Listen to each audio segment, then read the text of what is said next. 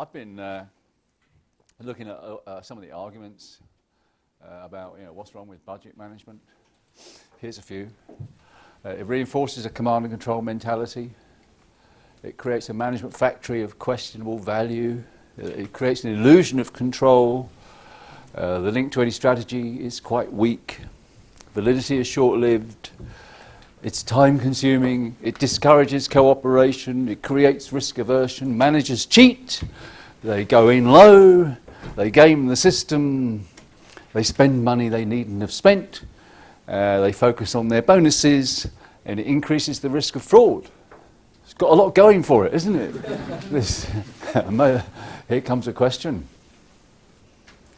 If you knew that budget management suboptimized performance, if you knew that budget management guaranteed you will make performance worse, would you carry on doing it? Okay, now what I want is your gut reaction, okay, at your tables. So, you've got a short time for this, because each of you has to say yes or no. Okay? If you knew that it makes your performance worse, would you carry on doing it? And then you have a minute on top of that just to say a gut reaction. Why did you say yes or why did you say no? Are you clear? Off you go.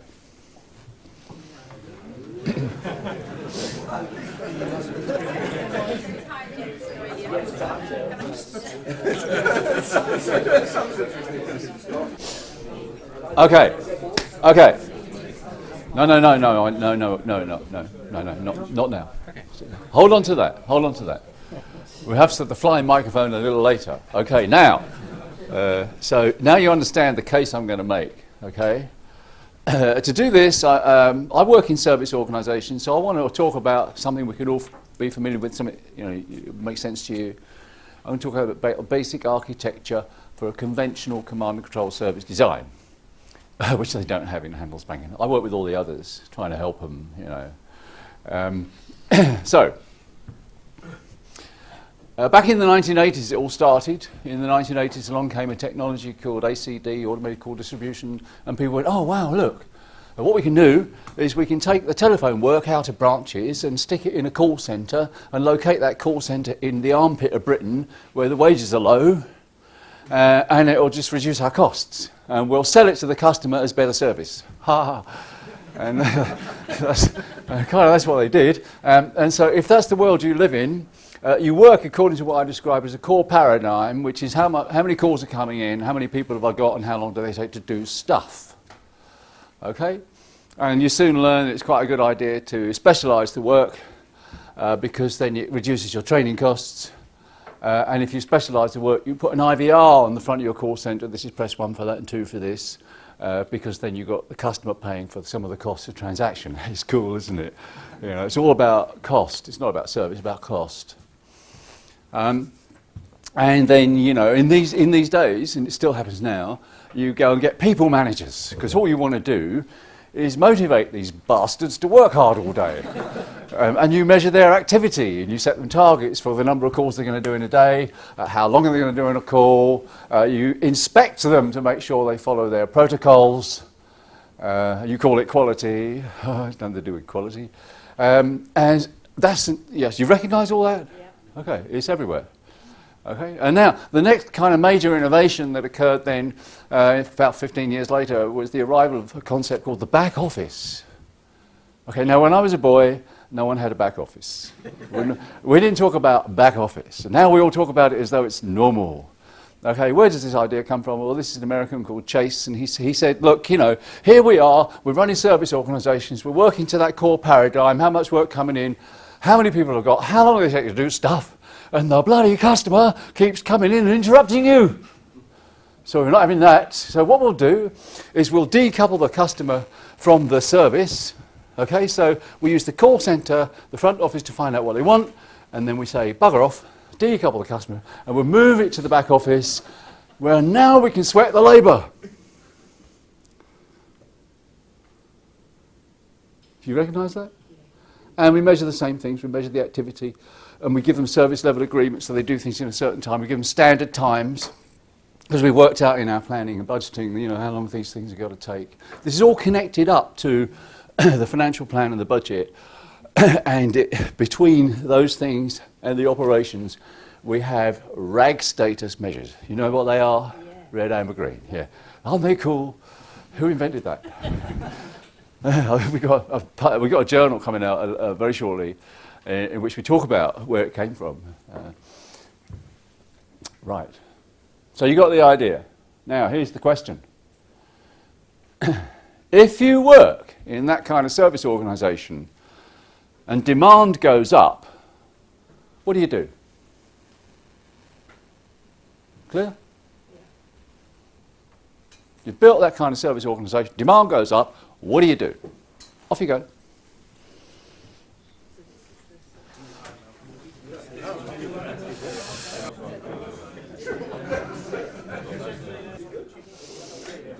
Okay.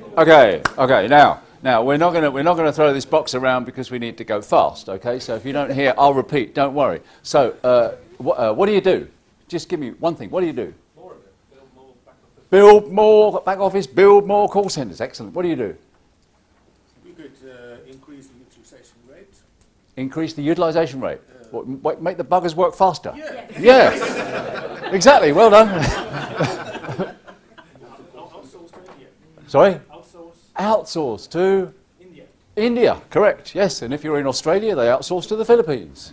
It's really interesting. Here, what do you do? Keep people on hold longer and make money off the phone call. That's brilliant. That's a brilliant innovation. It's one of the government innovations.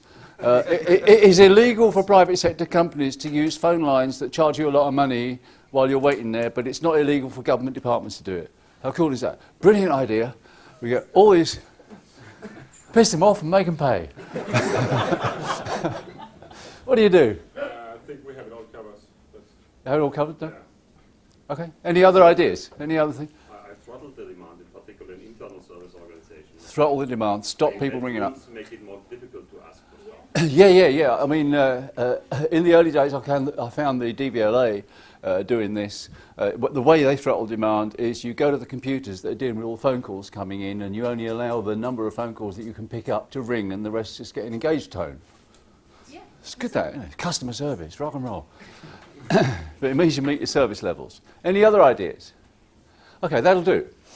You know, it's all about managing cost. One of the things I've learned is if you manage costs, your costs go up. There's a problem with budget management that's not on that list. I teach people that if you want to improve your organisation, you need to start by studying it.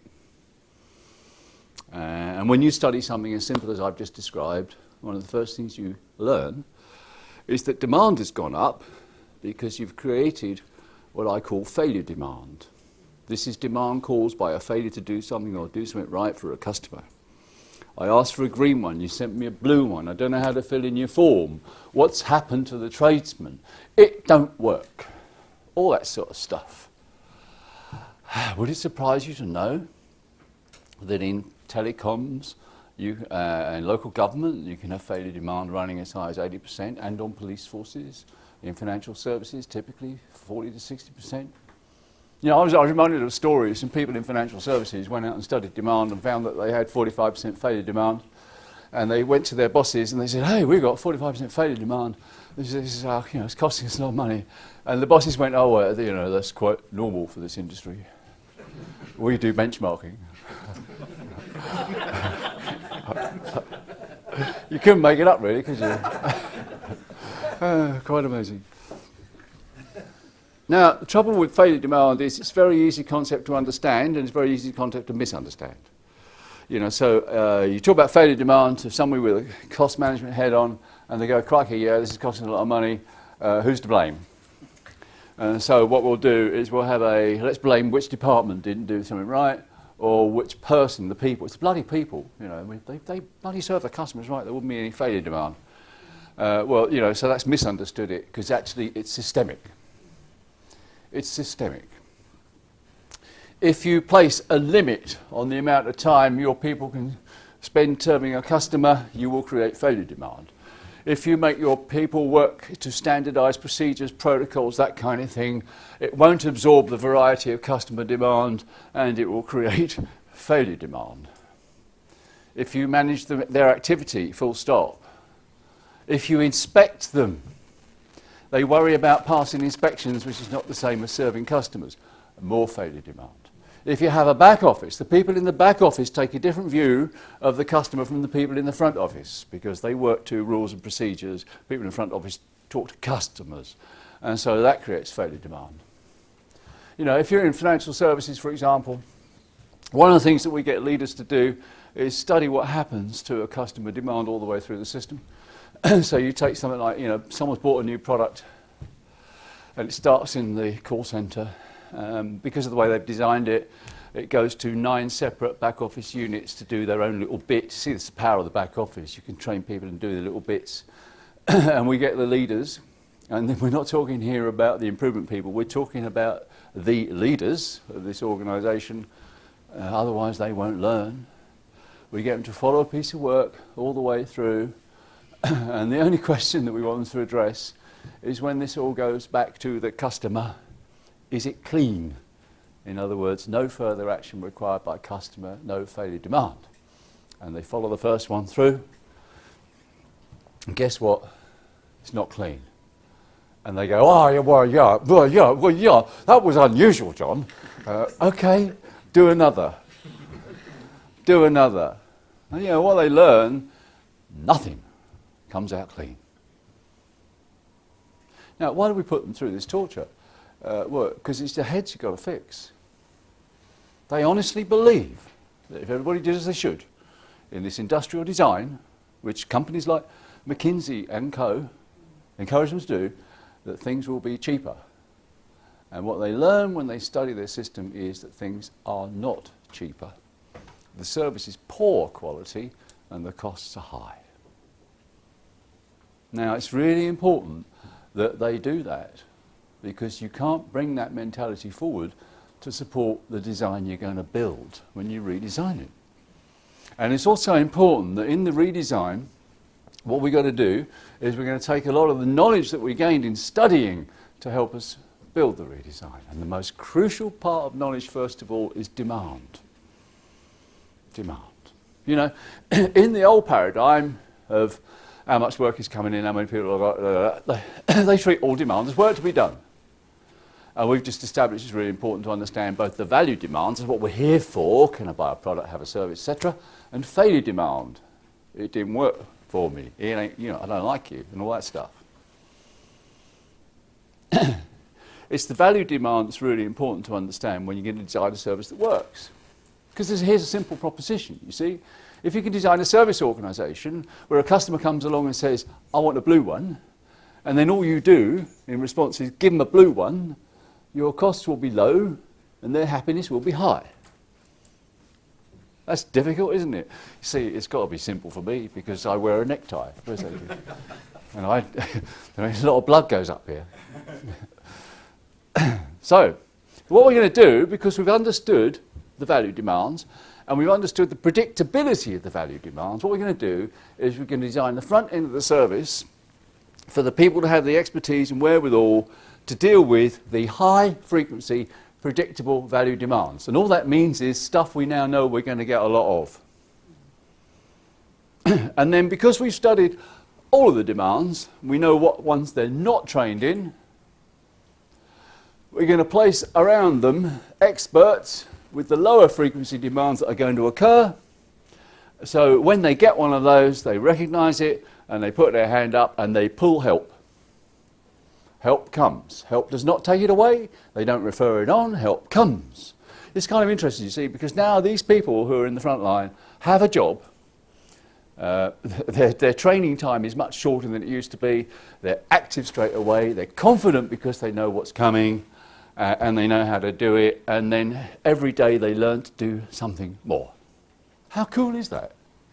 They're happy because they work in a better system. Now, the thing that you measure, and these are a lot of the measures you establish when you're studying, you measure the actual time it takes. No conformance to arbitrary times from the plan, the actual time it takes. This is important because as you're learning, it takes a little longer. As you get smarter, it takes a little less. When you start moving more things into the front end, it might take longer. It doesn't matter. You're learning. And you can only learn with actual measures, not adherence to arbitrary measures. Is this making sense to you? It's not difficult, is it? Now, in service organisations, you can't deal with everything at the first point in transaction. You know, you think about fixing computers or computers, they call them help desks. You know, they're not help desks, are they? They don't help. We ought to call them giving me a number desks, because that's what they do. Anyway, so you can't fix everything over the phone or in the first transaction. So what you've got to do then is worry about, for anything where you're going to send an engineer out or get somewhere, or doctors or whatever it is, you have to worry about what does clean look like to the recipient. And you've got to work with the people in the front end to understand what they need for them to have a clean flow going on from there. And then the measures that you use are measures that you establish when you're studying. And all of these measures relate to the purpose of your service from the customer's point of view. So, you know, if you're running a simple service centre, what matters to customers is when I ring, I get an answer.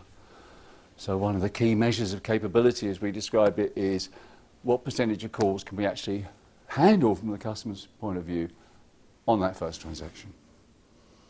If we've got something that needs to go out, like a repair, we might measure what the end-to-end time is, so therefore we'd understand how quickly we can repair things. Or we might measure on time as required. This is, you know, these are organisations, would you believe, that do repairs, that will say to you when you call and say, I've got a problem, they'll say to you, which day would you like us to come and at what time? That's cool, isn't it? You know, if BT, sure it's the same with your telephone provider in your country, if the telephone provider could do that, we'd all be happy, wouldn't we? Yeah? You know, in England we have this terrible joke. They say getting your telephone repaired by BT is like tantric sex. You're in all day and no one comes. Oh, sorry, this is a disgusting joke. I don't even understand what it means. But you get the logic. Understand demand, design the front end to absorb that variety. Anything they can't do, pull. Anything that has to go elsewhere has to be clean. So, now this gives management a different job. You can't put a hierarchy over that. That'd be silly. But you've got to worry about things. You've got to worry about how good are we training against demand. Is demand changing? Could we do more to enable people to get started at the start? What's happening? When people pull, does it come? Are they pulling so often we should design it in the front, not have it over there? When we're working on things that have to go beyond the front into a flow, do they understand what clean looks like to these people down here? And we're not going to give them a standard and we're not going to inspect them. What we're going to do is get them to talk to each other. What do you need from me to make it clean for you? That's a dialogue that goes on between these people. And these measures that are around them are the measures that they use to understand and improve performance. Okay, now in financial services, you employ these ideas. It's all on my website. You're going to see some of these things. You know, typically, your service improves. Do you know NPS, Net Promoter Score? It's all over the world. It's a piece of junk, but it's a piece of junk. We leave it alone. It's a lagging measure. You can't improve with it, but we leave it alone because we know the first thing that's going to happen when we work with a company is NPS is going to jump like that. You know, NPS typically in a conventional industrial design is about -40. That's we hate you. It's a measure of customer. We hate you. And when we redesign it, it goes to about +40, which is we love you. So why do we leave it in place? Well, because it sends a signal straight to the boardroom. And people go, what on earth happened there? Well, they changed the systems. What happened there? You know, previously the managers would spend hours agonising over whether their target for this year is to go from -40 to -38 or be really stretch and go to -35. Which is from we hate you to we don't like you very much. And they think that's the result. You know, this is true. All this is true. I'm not making this up. In terms of operating efficiency, anything 20 to 40% more efficient, the failure demand drops radically, which increases your capacity. You can do more things. One of the things that I get a buzz out of is insurance claims, because not only you get an improvement in efficiency, much happier customers, but you also, most amazingly, we didn't know this happened, but now we know it happens everywhere, you get a lower indemnity spend. This is the money you have to shell out to customers on their claim. And you can see the logic of it, because the old design was adversarial, prove it nasty, la-la, and we're going to send around people who are going to try and prove you're not covered. And the new design is, hello, oh, that's terrible. Okay, let's look at your contract. These things are covered. This is what we're going to do, and then we do it. That's hard work, isn't it? And, you know, sometimes the customer's got a problem that's not covered.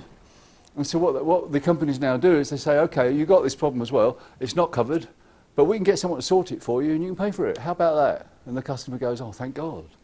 You know, rock and roll. That's customer service. And now you've got a revenue stream. Wow. So, here's a question. I have just described what I call the Vanguard Method. It's a method where you start change by studying, learning, getting knowledge, and then using that to redesign. I want you to compare and contrast that to the methodology behind any recent change initiative in your company. Might be investors in people, or Lean, or Six Sigma, or I don't know, any other junk. Okay? What's the difference in the method, the intervention method of change? Off you go.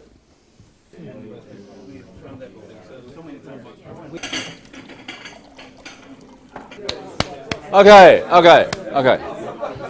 Alrighty. We can talk about some of those things at the end. Is that okay? I just got a couple of other things I want to say to you, and then we'll talk about anything you want before we go to lunch. Right. One of the things I thought it'd be worth saying. You know, you can do this in sales as well. Okay. You know, it's kind of really interesting. If you go into most companies, and if you were to ask the question, what are you going to do to increase sales? They generally say, you know, increase the targets on the front end and provide incentives to customers. That's what we do. And I know that's a silly idea, but I don't. You know, it's a difficult world I live in. You see, because if you say to them that's a silly idea, they go, "We don't like you, John." So. Yeah, and you hear leaders say, have you heard this? They say, you know, half of my marketing budget works, John. The trouble is I don't know which half. Yeah. Oh. And then I say to them, how do you know it's half? Yeah. You can see them go, fuck him. I know. I've had fun doing this. I know, they don't know. No. And then I say to them, how many customer acquisition processes do you have? And they go, what? Well, your customers come to you by some kind of process. This is a process by which you acquire a customer. So how many customer acquisition processes do you have? And of course I know the answer is I haven't got a bloody clue. Yeah, we do marketing, we do sales. Okay. Well, let's go study. I first learned to do this. Andy was talking about invoice discounting, sometimes called factoring. I first learned to do this in a factoring business on the south coast. Because we were helping them study. This is in the very early days of Vanguard. And one of the things that we noticed when we were studying the company is that the budgets for marketing activities stayed about the same year on year. And to me, that says we ain't learning. So we started studying, and one of the things we learned is that they would put an advert in the Sunday Times, and that would drive thousands of people to ring up and say, tell me more about this. When you look at what's happening, there are very, very few customers in there and an awful lot of work because they weren't the right people. But the most important thing is we discovered a customer acquisition process they didn't know they had. And it was called bank managers, because they were a little company that belonged to a parent bank. And some of the managers, it's just like Handelsbanken, some of the managers had customers for whom invoice discounting would be an advantage. And they weren't even aware this was going on. And this is a big proportion of their customers, high quality customers, no cost. So that leads them to ask kind of sensible questions like, oh, crikey, how many managers in the parent bank refer? How many managers do they have? Where should we spend our money? It's kind of interesting, isn't it? You know, marketing people get a bit upset about this. You know, because I don't know if you noticed, one of the things I know about marketing people is they evaluate themselves according to their campaign, and they want to win an award. There's not much relationship between the campaign and customer acquisition processes. So this can get a bit tricky. This is why you need leaders on the case. But I'll give you another example of sales. If you go back to financial services or utilities, they think the way to sell is to incentivize the front line.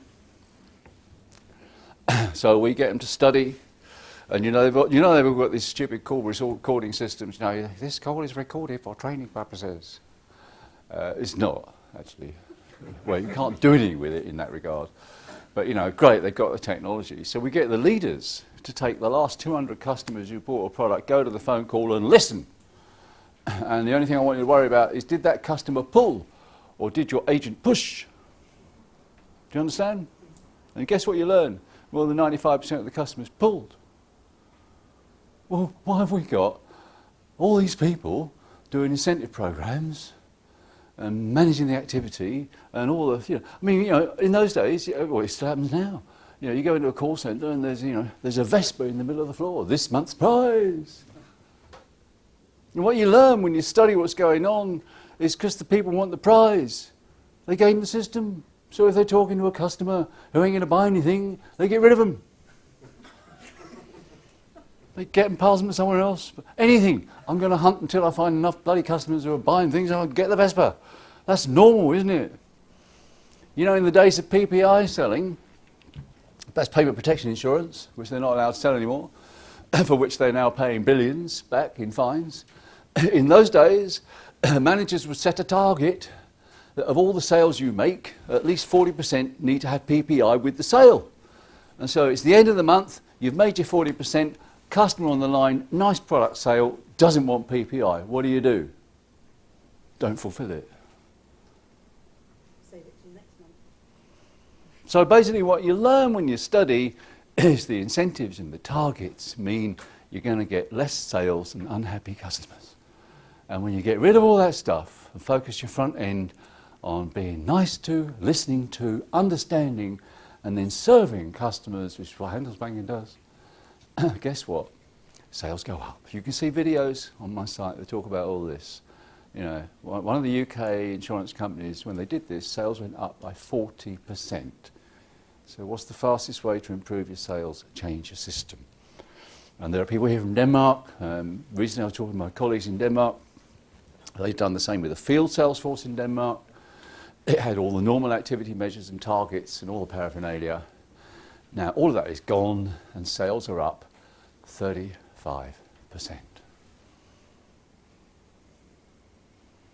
So, now why am I here? I'll tell you why I'm here. Because in every company that we go in and help them study and redesign and get those kinds of results, as soon as we start operating in the new design, a horde, a swathe, a veritable swarm of people come out of the management factory, unhappy and angry, because according to the things they're looking at, everything's gone red. This is the rag status. Everything's gone red.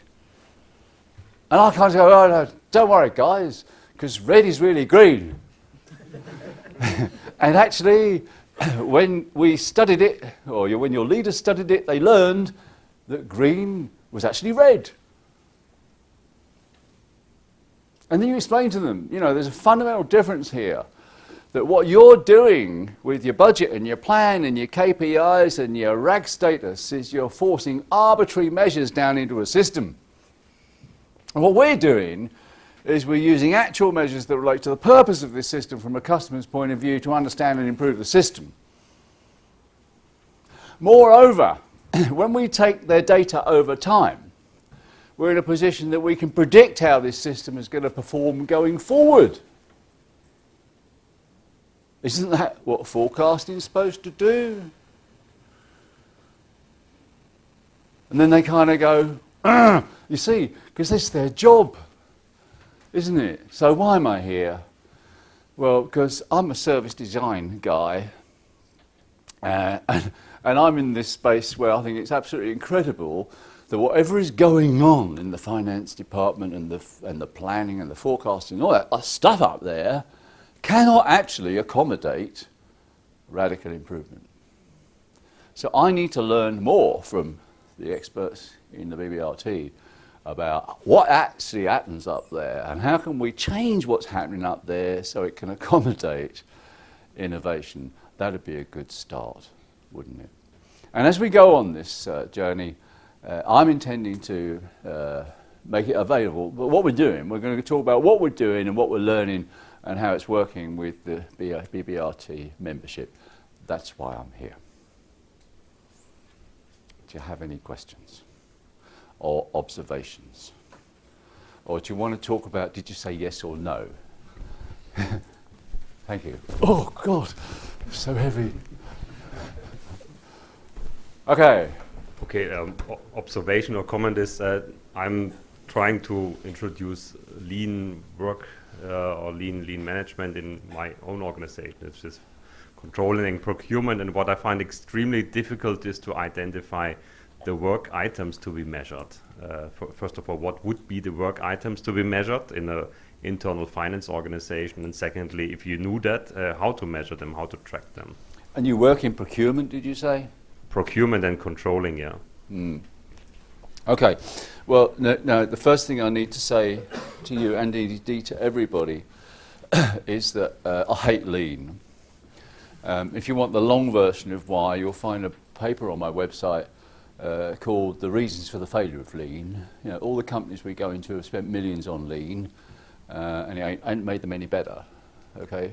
Why is that? Well, because they basically, it's an American thing, you know, they pitch to the current philosophy. So they tell you, well, you need standardized work. People go, oh yeah, that's cool, we need standardized work. No, you don't.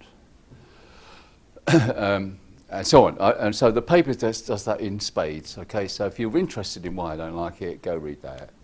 And it's also not what Ohno did in the Toyota system. He didn't train his managers to use tools to go and solve the problems they thought they had. He made them study to find out what the problems really are, because he knows it changes their thinking. We're in that space. So I hate lean. So I would encourage you, the first thing you need to do is get studying. Now, I don't know what kind of procurement you do, but for example, when we do any work where people buy materials, are you buying materials to you know, you've got to buy stuff to use in whatever you do? Yes? Yes. Then the thing that I would study is time. Okay, a lot of people think that when you're studying procurement, you've got to worry about unit cost. You know, we have this problem in the public sector here. Ministers in Whitehall, wherever Whitehall is, it's close to here, they say, oh look, you all buy the same things. Buy them together and make them cheaper. And I go, no, stupid. Stupid. You have to worry about time, not cost. Because if you can buy things at the rate you use them, you'll minimize inventory, you'll minimize cost, and you might pay higher unit prices. So I would study that first, because it's that flow that you need to get right for procurement. Does that help? We can talk more later if you like. Others? Thank you. Yes? I work a lot with charities and not-for-profit organisations that in turn have to deal with the commissioning processes of Yes. government, which is causing a huge problem. Yes. And the commissioning has all the aspects that you've described, which is that they've usually decided in advance how long somebody should spend, say, with an old person who's housebound, and all of those kind of targets and things are. And so you're invited to bid to do what they've decided is the right way to do it. Yes. Do you have any suggestions Yes. for how they could overturn this system? Yes, I mean, first of all, let me say that that's an area of our work that we've been doing a lot in too. We've been doing a lot of pro bono work in that area. You'll find on the website a report we call the Locality Report that talks about all these things. And within that, we identified the same issues, that, the government have got this idea that it's a market. And so if we're going to buy in the market, we need to specify what people are going to do. And as soon as you specify what people are going to do, it doesn't meet the needs of the people that we're supposed to serve, and it creates more demand. And then you find things like, so the demand is still there, the problem's still there because the thing didn't meet the need. And then we say, well, we're going to send this person on the same thing that we did to them last time, and they go, no, be stupid, that didn't work. And then we label them as uncooperative. This is a serious problem. The way we are tackling the problem, well, we're doing two things. First thing we're doing is we put our methodology for this locality working into Buckingham University, so we can spread it fast and very, very low cost. The second thing we're doing is part of the study work is you've got to involve your commissioner. And so you've got to build a relationship with the commissioner so they understand that if you can actually serve, it's really simple, isn't it? If you can actually give people what they need, the costs will fall. It's like the Buurtzorg work. It fits that model. That's all you can do. There is no magic bullet. Unfortunately, a lot of commissioners think they're too important to do that, but we've had some success in doing that in different parts. Whereabouts are you in the country? We work all over the country as a firm that helps social care organisations. So. Okay. Well, if you're interested in some of the places where it's going on, David may know, Patrick may know, and I'd know who to ring to find out. Yeah, thank you. Okay. Others? Yes, and right over here. Oh, it's Klaus. Thank you. We talked earlier about how to approach this. If you want to apply system thinking to the budget process, how would you implement it? Because you see Bjarte Boksnes' case of Seddon, they made it top down. They said we have a budget department and we have new principles and a new philosophy that we adopted, and every department who wants to join in, they can do so voluntarily. And I see the Vanguard method is more like a bottom-up approach. I mean, you have the leaders on board from the start. You have to do that, but the insights are made in the work, and in that way, it's bottom-up. So I was thinking, what are your views on should you do both, or where should you start? Well, I mean, the honest answer is I don't know, but we're going to work it out. But I would think outside in, not bottom up. And I also think about the way we work with IT. IT comes third, not first. So basically, and I think budgeting will be similar. Step one is study it and understand it. Step two is improve it without changing the IT. And step three is now pull IT into this new stable design. You spend a lot less and you get a lot more. Radical. And I think it'll be that kind of thing, but that's only my bet. Stick around for the next year or two and we'll work it out.